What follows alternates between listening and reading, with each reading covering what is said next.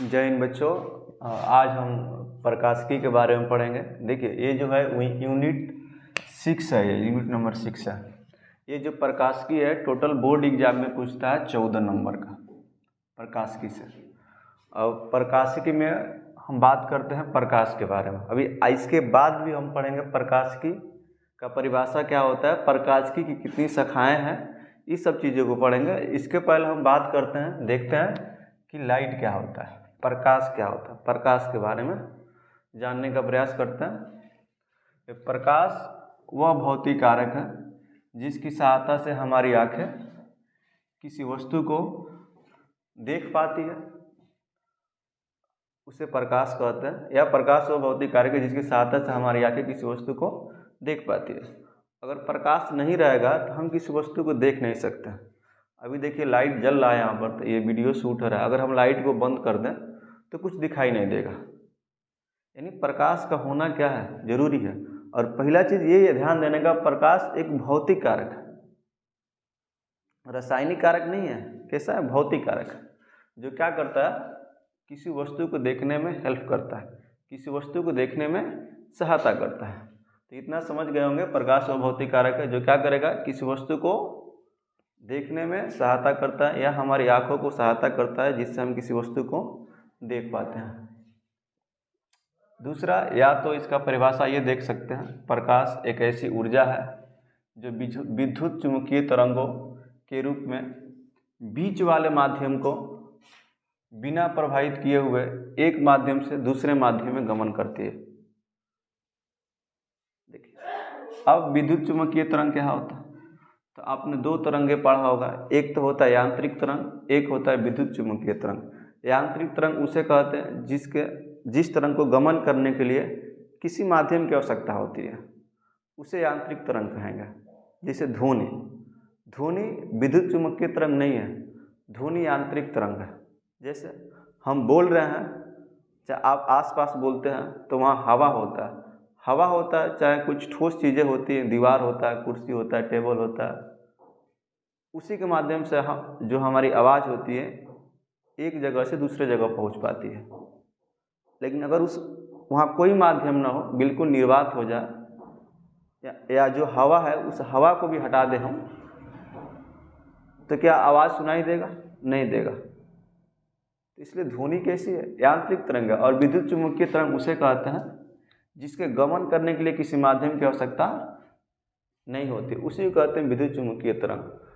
तो प्रकाश एक ऐसी ऊर्जा है जो विद्युत चुम्बकीय तरंगों के रूप में बीच वाला माध्यम को बिना डिस्टर्ब किए एक माध्यम से दूसरे माध्यम में गमन करता है। जैसे आपको हम दिखा देते हैं, ये हमारे पास एक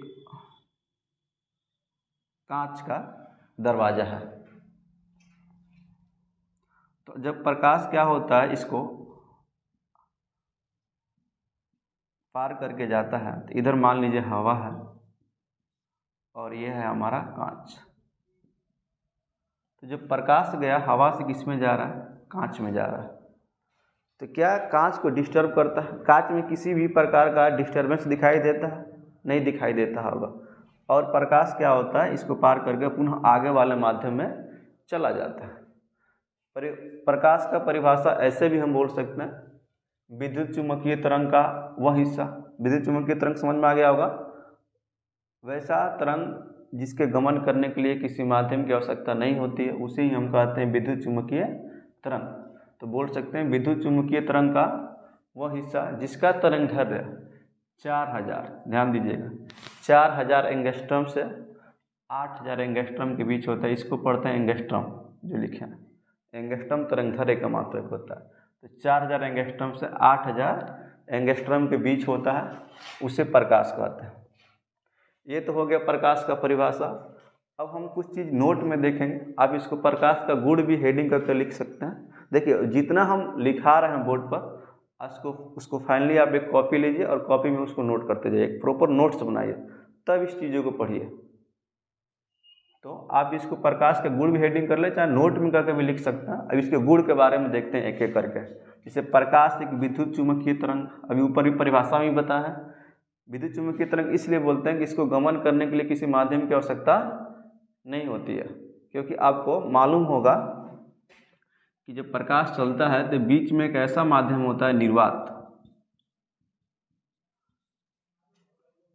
निर्वात का मतलब ये होता है न तो जहाँ हवा है, ना कोई ठोस चीज़ है, ना कोई द्रव है, माने वहाँ पर कोई माध्यम नहीं है, उसी को हम निर्वात बोलते हैं।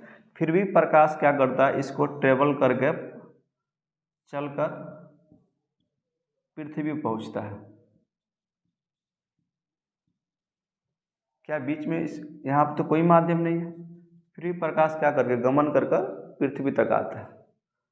वही बोलना है प्रकाश एक विद्युत चुम्बकीय तरंग है। ये भी प्रकाश एक अनुप्रस्थ तरंग भी है।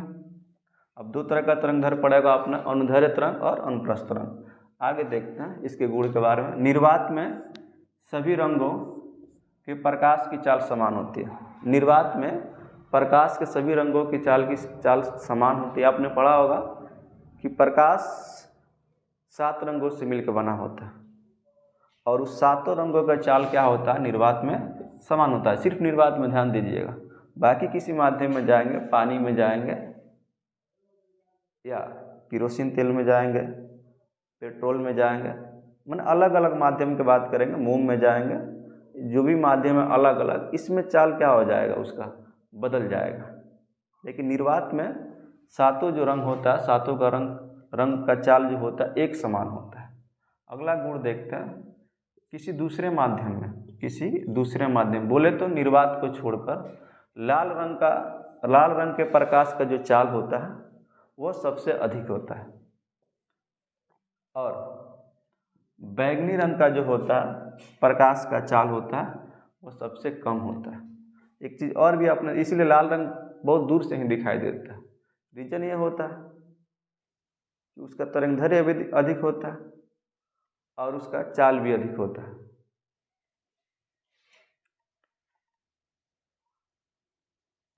जब प्रकाश एक माध्यम से दूसरे माध्यम में जाता है, ये भी गुण ध्यान देना, जब प्रकाश एक माध्यम से दूसरे माध्यम में जाता है तो उसका चाल, तरंगदैर्घ्य, आयाम सब कुछ बदल जाता है। क्या क्या बदलेगा, चाल, तरंगदैर्घ्य, आयाम सब कुछ बदल जाता है, लेकिन आवृत्ति नहीं बदलती। इस चीज़ को ध्यान देना, याद रखना। लेकिन उसकी आवृत्ति नहीं बदलती। Frequency is no change, frequency change नहीं होगा उसका। अगला गुण याद रखना कि प्रकाश और आँख एक दूसरे के पूरक होते हैं।